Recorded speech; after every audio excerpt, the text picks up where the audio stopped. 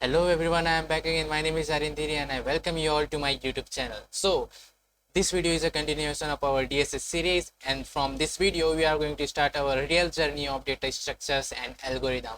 So before this we were studying about the basic mathematics which are important for the data structures and algorithm. Alright, and from this video we are starting our journey of data structures and algorithm. It doesn't mean that we are stopping our series of basic mathematics. We have a lot to cover in basic mathematics like exponentiation and lot more topics we have, but I think we should move forward. I think we should move forward towards the data structures, basic data structures like array and all.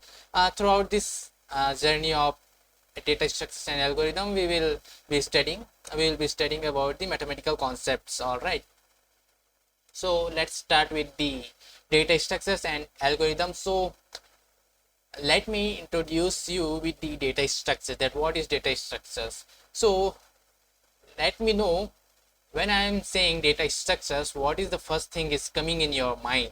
All right, so let me write down here data structure. Data structure, please let me know what is coming in your mind when I am saying data structures. The name says, the name itself says that the structure of data. Data structure is a way to arrange the data inside the RAM, inside the memory. All right. Data structure says, data structure helps us to store data, to organize data inside the memory. All right. So let me write down the types of data structure types. Generally, we have two types of data structures. One is linear data structure, and another is what? Non-linear.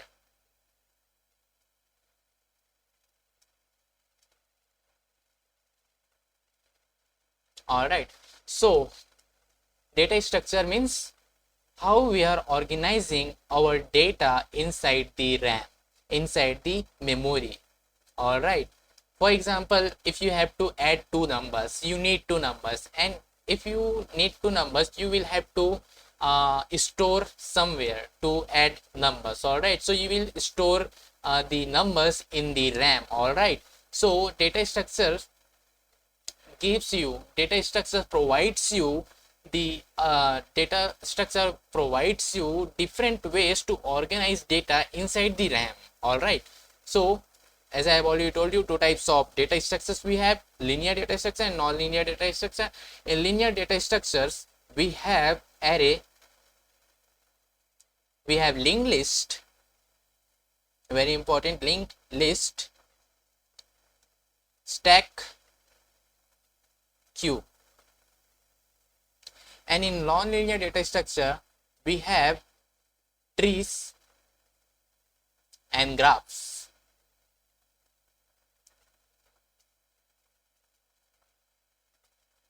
All right. In non-linear data structure, what we have array, we have linked list, we have stack, we have queue. In non-linear data structure, we have tree, we have graph. You might be thinking that why so many data structures? Listen, in computer science, everything comes with the trade-off. Every data structure has its own purpose. Every data structure has its own pros and cons. For example, if we are talking about the array, all right, if you are talking about the array, what is the meaning of array? You are storing data. For example, let me show you. If you don't know, array looks like this. All right, we can store multiple data in array, but the condition is all the data should be of same type. For example, if we are storing integer, then all data should be of integer type. For example, 1 2 3 4 5 6 7 8 9. All right, so this is an basic array. All right, so what is the pros of the array? the good thing about array is you can access any data randomly from any place. For example, if the index starts from 0, so this is 0, this is 1, 2, 3, 4, 5, 6, 7, 8. These all are indexes and all these are data points. All right, so you can access any data from any random point. For example, if I give name array to it, I can access array of 4 and it will give me what? It will give me, sorry, it will give me 5.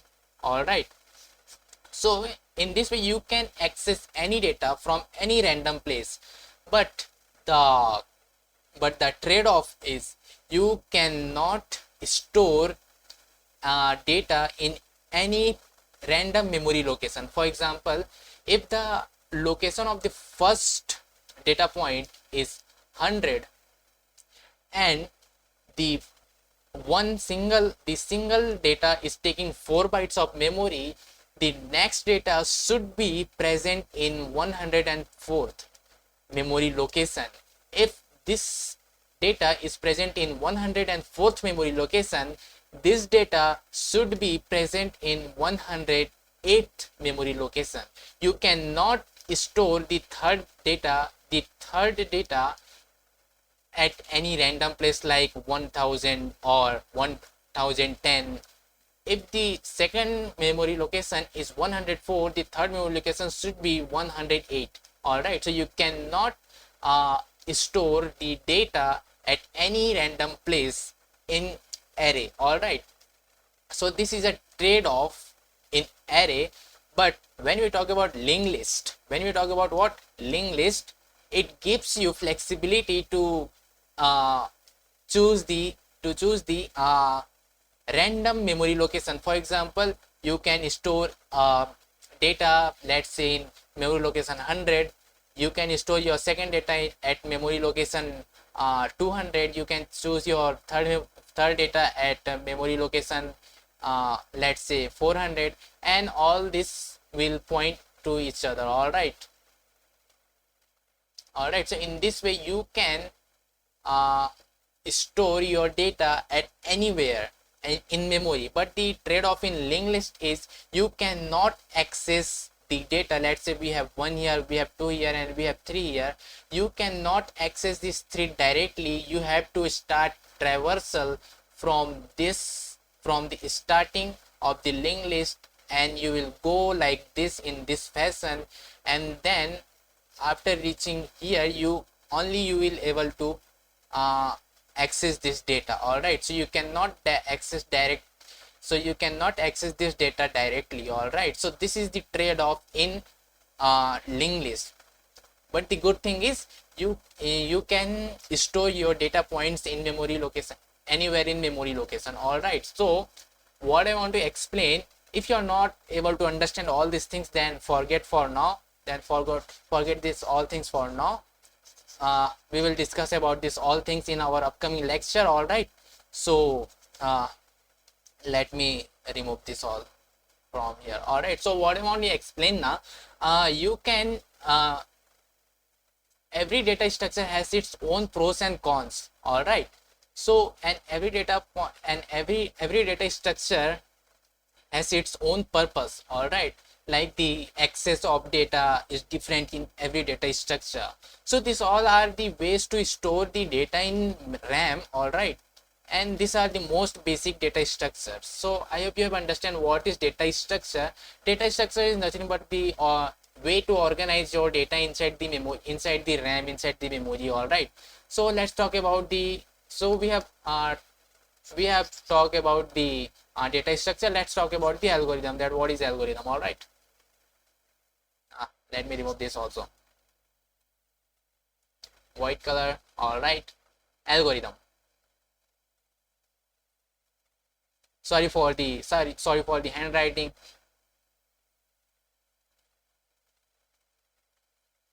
All right, so let's talk about algorithm. So what is algorithm? Algorithm, let's say what I can say, the steps. Let me write down here, steps to solve any problem.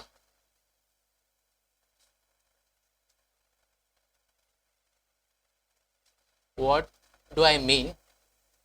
uh, Steps to solve any problem.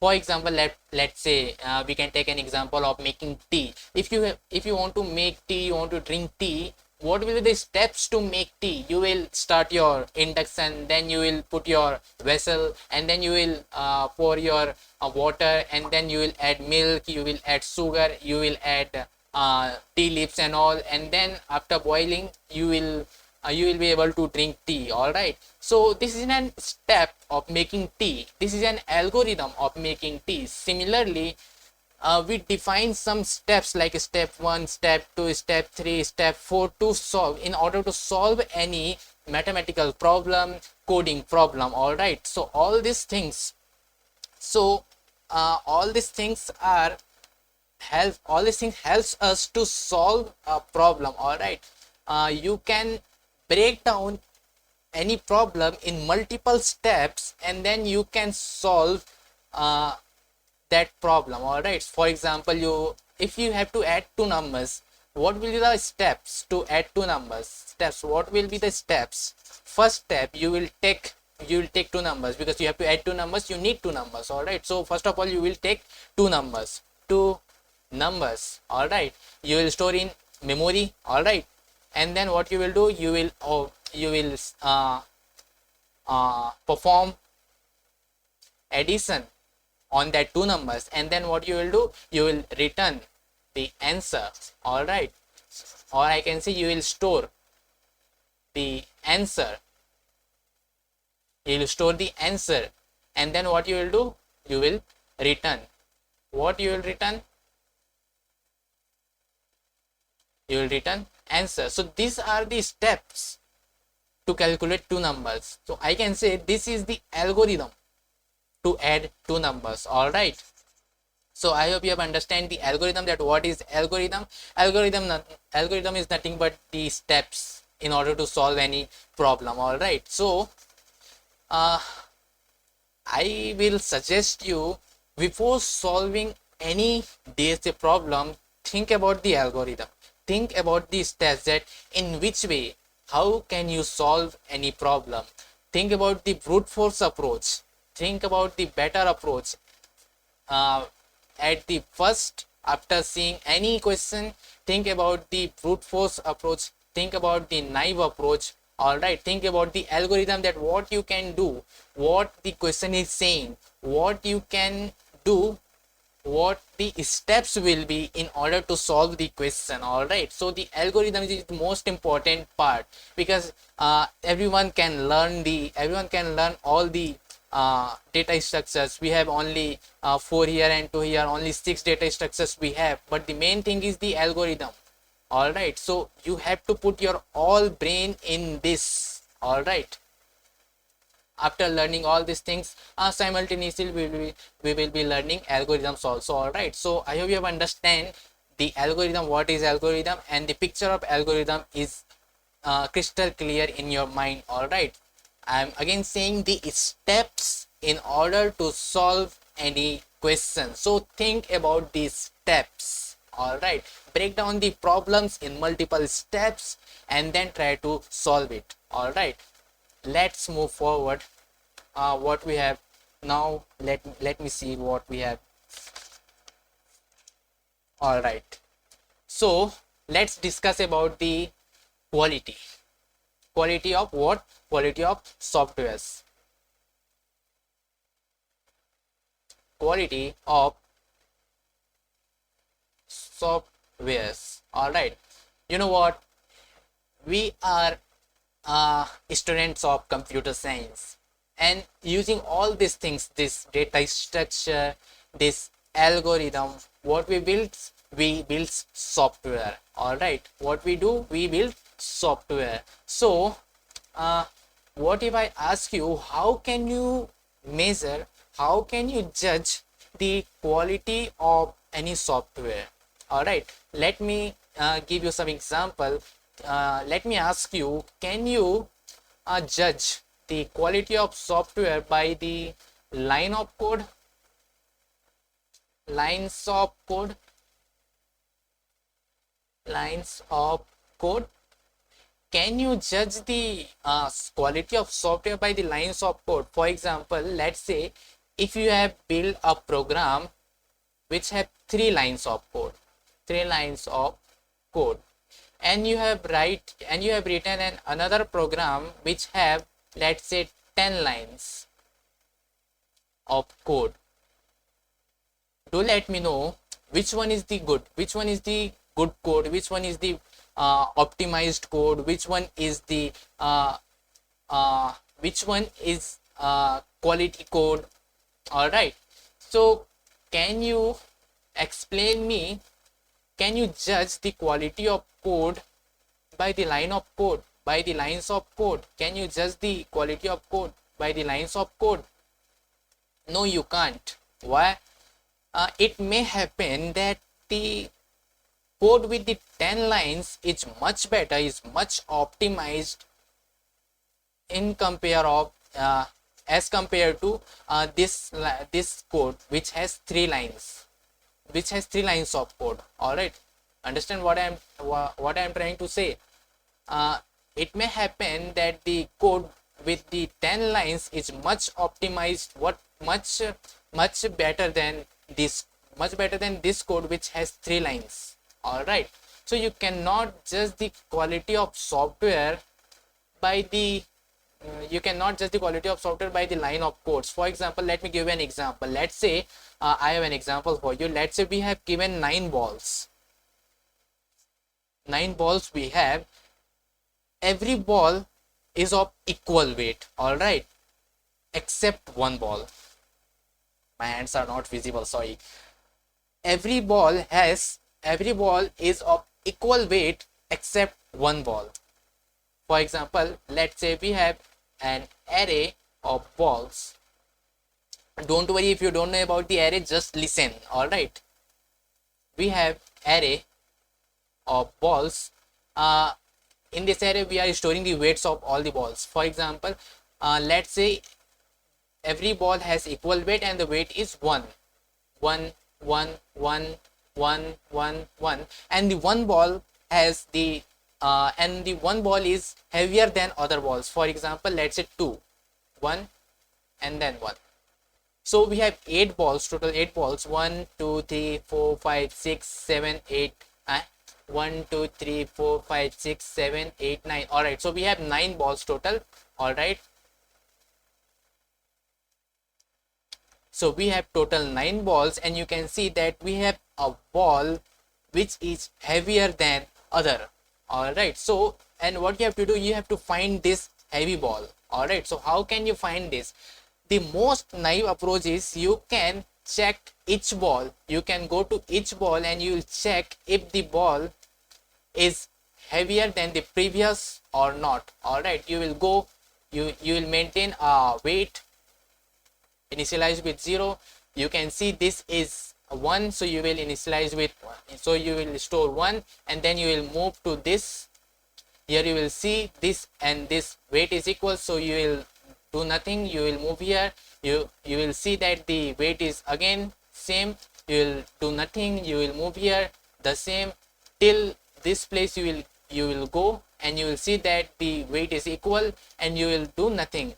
But when you reach to this place, you will see that this ball is heavier than the previous. You will store the 2, or if you want to store index, you will store the index for 0 1 2 3 4 5 6 7 8. So this one is 6.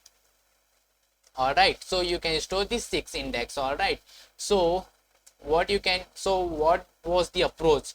You are traversing through all the data points. All right, so what you can do, you can run a for loop from I equals to starting 1 till 9, and then what you will do, you will maintain a weight variable, and what you will do, if weight is equals to balls of I, that means what I am saying, if the weight is equals to this or this or this. All right, what I am saying, if the weight is equal to this, I'm not doing anything, or I can say I can check negative if the or I can say if the weight is less than my balls, if the weight is less than my balls of I, then what will I do? I will store this I in weight, and then what I will do, I will return. Simply this will give me, simply this will store the index of this element in this weight variable. All right. So in this way, this is the most naive approach. You can see we have just 1, 2, 3, 4 lines of code, but internally if you will try to see, this code is running for 9 times. This whole complete code is running for 9 times. All right, so if you see, this code is only of 4 lines, but code is running for 9 times. All right, so this can be an approach, but we have an optimized approach, or I can say approach 2. What is the approach 2? Let's say we have 9 balls now. What we will do? We will group them. We will make groups of 3 balls. 3 balls. 3 balls. And what? 3 balls. All right.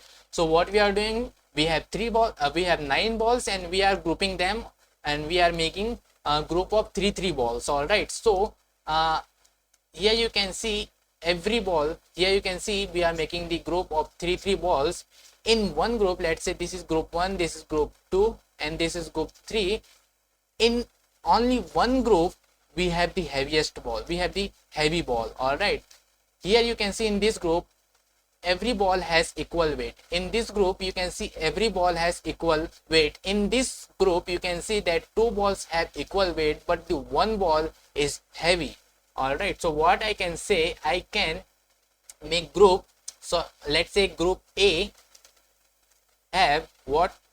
Array or balls of 1 plus balls of 2 plus balls of 3. All right, and we have another group.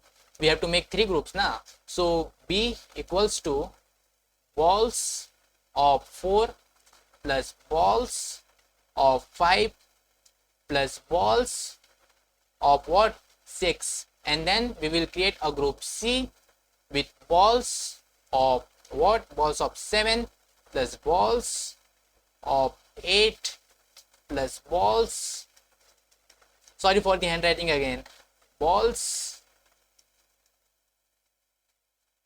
of what? Balls of 9. All right, so here we have 3 balls, here we have 3 balls, here we have 3 balls. In one group we will have the heavy ball. So if this group if in this group, let's say in this group we don't have heavy ball, what will be the weight? The weight will be the 1 plus 1 plus 1, 3. If in group B we don't have the heavy ball, what will be the weight? The weight will be 1 plus 1 plus 1, which is 3 again. But in this group we have the heavy ball, so what will be the weight? 2 plus 1 plus 1, what? 2 plus 2, what? 4. So the weight of this group is 4. You can see in this group we don't have the heavy ball, so the weight of this group is 3. In group B we don't have the heavy ball, so the weight of this group is again 3. In those groups where the heavy ball is not present, the weight is equal. All right, but the group which has the heavy ball, the weight of that group is heavy. All right, so what I can say, so on the basis of this observation, what I can say, I can check if group A is heavier than group B. That means what? My heavy ball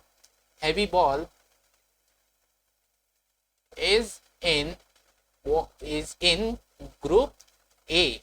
If this is not true, I will check else. If B is greater than A, that means my heavy ball is in where? Group B. Else if my A is not heavier than B, or my B is not heavier than A, that means my B is equals to A, the weight of B is equals to A. And here you can see, if the weight of A and the weight of B is equal, that means the heavy ball is not present in A or B, the heavy ball will be present in C. So by this observation I can say that else my heavy ball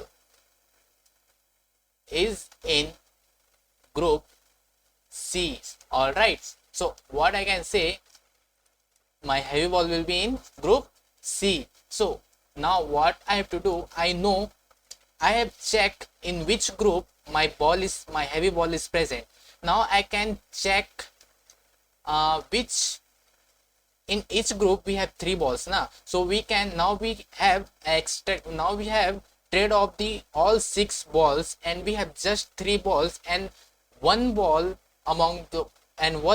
is heavier among all these remaining 3 balls. For example, if A is heavier, that means our heavier ball is present in group A. So what I can say, we have 1 2 3 balls.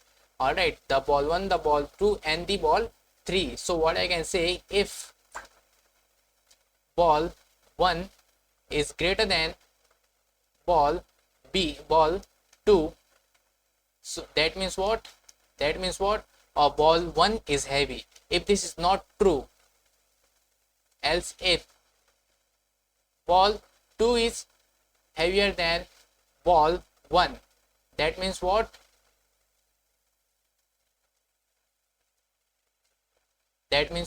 Our ball 2 is heavier than ball 1, that means our answer will be ball 2.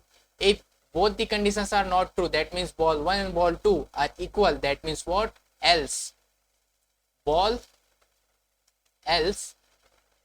return ball 3.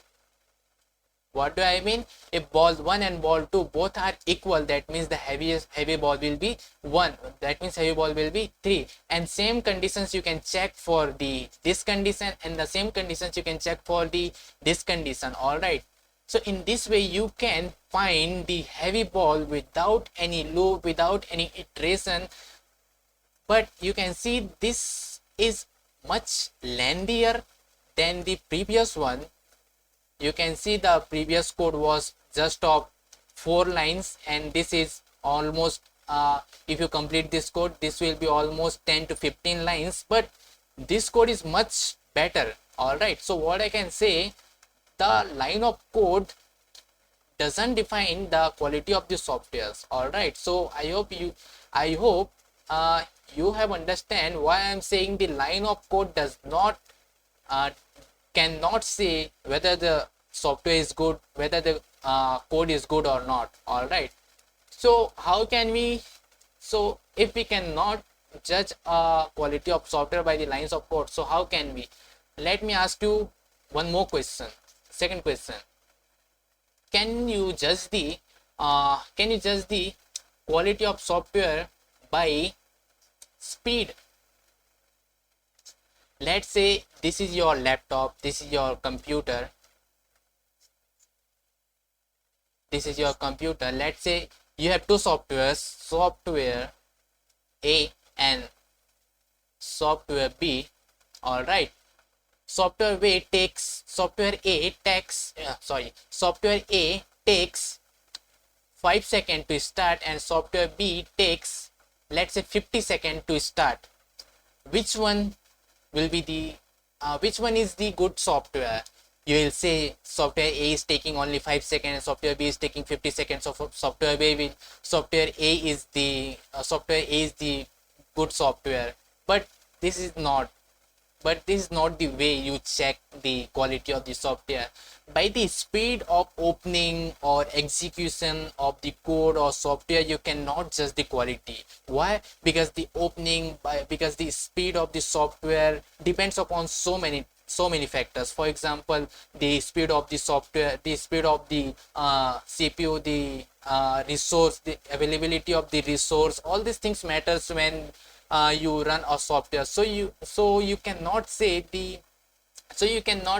by the speed you can judge the quality of the software. All right, so I hope you have understanding what I am trying to say. All right, so you cannot judge by the speed also. So let me ask you another question. I have three questions for you, just three questions. Can you judge let me see what was the question. All right, so can you judge the code by the price? Can you judge the quality of the software by the price of software? Let's say you have software A and the price is 10 rupees. Let's assume software B is of 100 rupees, software C is of 1000 rupees. Which one is good? Which one is good? The expensive one is good or the cheapest one is good? See, you cannot again judge any software by the price of software. Why?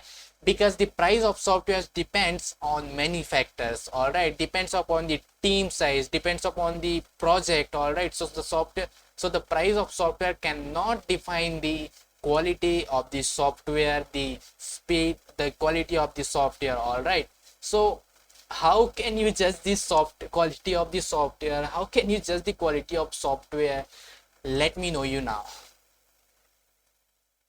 You can judge the quality of softwares by the time complexity, time and space complexity.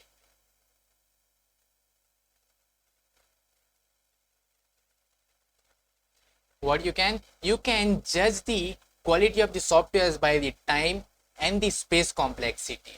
Now you might be thinking that what is this time and space complexity? All right, so let me explain you what is time and space. All right, let me start with the time complexity and then we will understand about the space complexity also. Time complexity. What is time complexity? Time complexity, let me write down. Time complexity describes the time of describes the growth of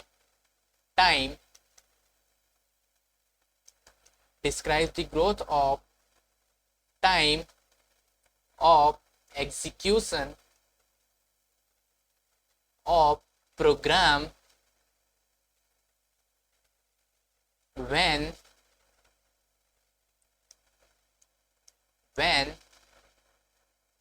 the input size is increasing. All right, the time complexity describes the growth of the time of execution of any program when the input size is increasing. All right, so let me give you an example. For example, let's say you have add 100 numbers. All right, let's say you have add 100 numbers. You are passing 100 number 1, 2, 3 and then you are adding 100 numbers. So your input size is 100. Why? You are passing 100 numbers and your program is taking 1 second to add all these numbers. All right, let's say after doing this you increase your size of input and now you are passing 200 numbers and you have to sum 200 numbers and your program is now taking 2 seconds. All right, now you increase your input size to 300 and your code is taking 3 seconds to execute. that means what, your code is increasing in linear fashion. All right, your input was 100, your code was taking 1 second, your input size was 200, your code was taking 2 seconds, your input size was 300, your input size was 300, your code was taking 3 seconds. So here you can see your code is behaving, your code is in your execution time is increasing linearly. All right, let me give another example. Let's say you have written an code, you have written an algorithm to add 100 numbers again. All right, so it adds 100 numbers. All right, and it takes again 1 second. Now if you increase your size of input and now you are passing 200 numbers, your code is taking 4 seconds.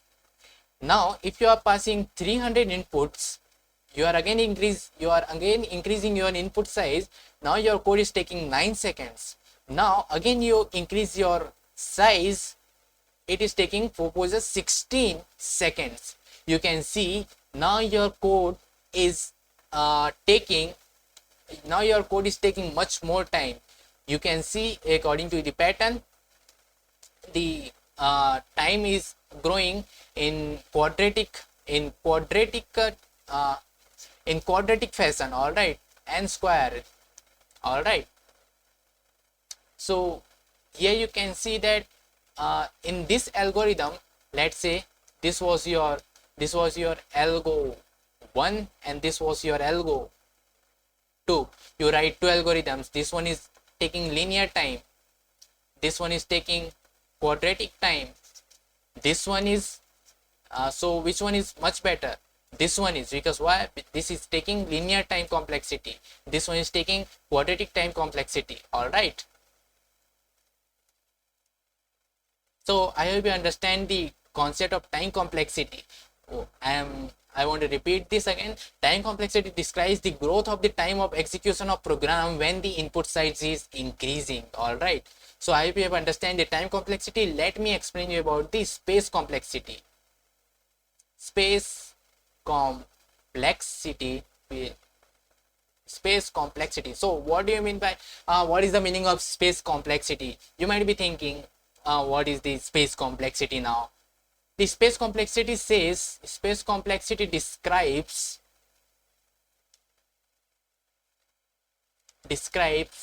the total size of memory taken by the program. Space complexity describes the total size of the memory taken by the program in order to execute the program.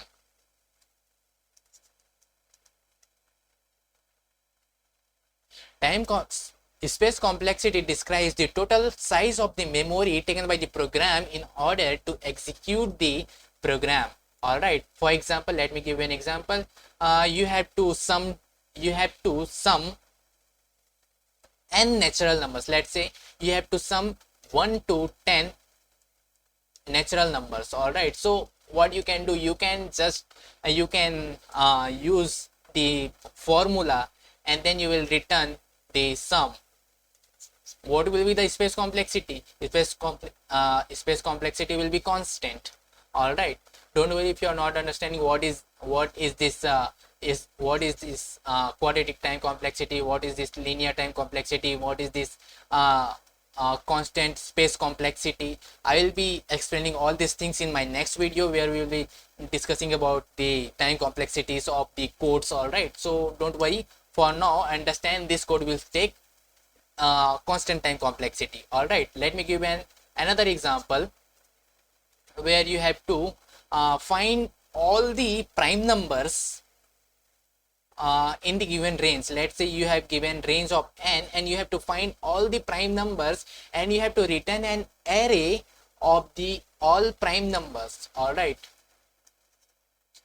what I am saying, I am giving you a range starting from 1 to n, and you have to find all the prime numbers between this range, and you have to create an array of prime numbers between this range, and you have to return that array. So you will need a array of size n.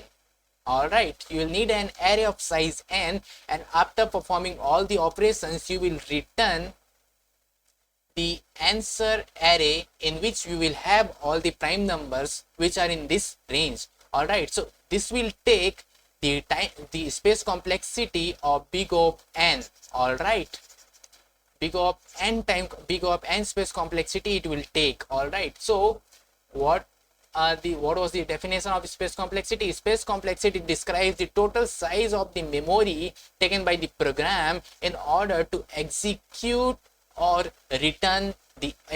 program or return the answer. All right, so this was the space complexity and time complexity. I hope you have understand about the space and time complexity. I want to explain some more topics. Asymptotic notations. Let me write down here. Asymptotic notations. All right, so what is asymptotic notation? We have discussed about the time complexity and space complexity. We have three ways to analyze the time and space complexity. Three ways to analyze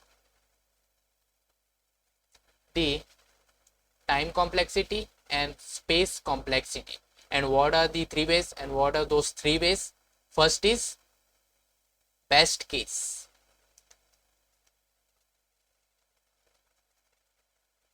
Second is average case. And the third one is worst case. All right, the best case time complexity, the worst case time complexity, the average case time complexity, and the worst case time complexity, or the best case space complexity, the average case space complexity, and the worst case space complexity. Best case denotes is denoted by omega notation, average case is denoted by theta, and the worst case, which is the most important, is denoted by the big O notation. All right, so what is the meaning of best case, average case, and the worst case? Listen, the best case time complexity means the best scenario.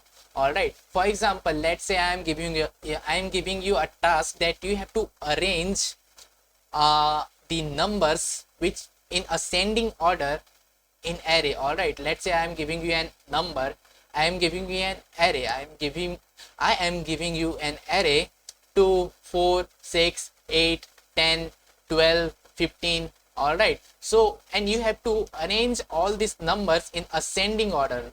All right, so you can see that all the numbers are already arranged in ascending order, so you don't have to perform anything. So this is the best case, this is the best scenario. All right, so you can observe the best case scenario here, and you will see that how your algorithm is performing in this case. All right, and the worst case time complexity, I can say that you have to organize all the data in the array in ascending order, but the condition is all the data points are arranged in descending order.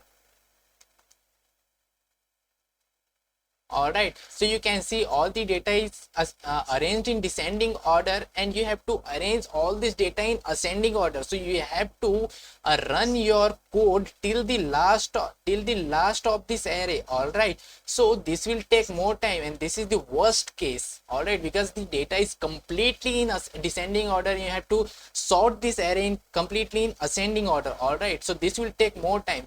Now if the array is already sorted, any algorithm will work like anything, any algorithm will work fine flawlessly. So you cannot judge the uh, you cannot judge the quality of any algorithm in the best case, because in best case scenario every algorithm will work very good, in very good manner, all right.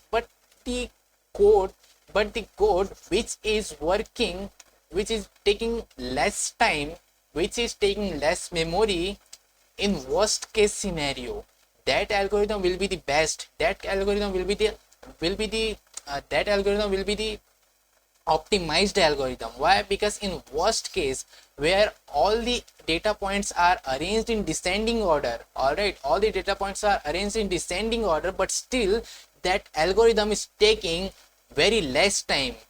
So if you will if you will observe any algorithm in worst case scenario, then you will able to find the best optimal algorithm, all right. So that's why I was saying that the worst case time complexity is the most important thing, all right. So in future we will be always focusing on the worst case time complexity, and both the best and average case are the very rare, all right. So I hope you have understand what is best case, average case, and worst case. Average case means nothing, just the average time, the expected time any algorithm can take, all right. So you don't have to focus in this on this both, but I will suggest you to focus on this worst case time complexity, all right. So I hope you have understand all the concepts and the things. Let me see is anything is left. All right, so we have covered all the topics for this video. From the next video we will start the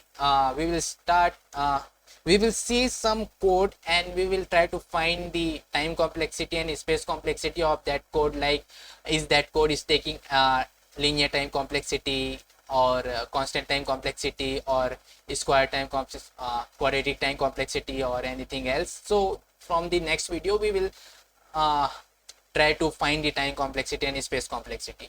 So thank you for this video, thank you for watching this video, and we will meet in the next video. And I hope you have enjoyed this video. So please like, subscribe, and do comment in the comment section that you are watching till now and you are enjoying this series. So thank you for watching this video. We'll meet in the next video. Till then, bye bye.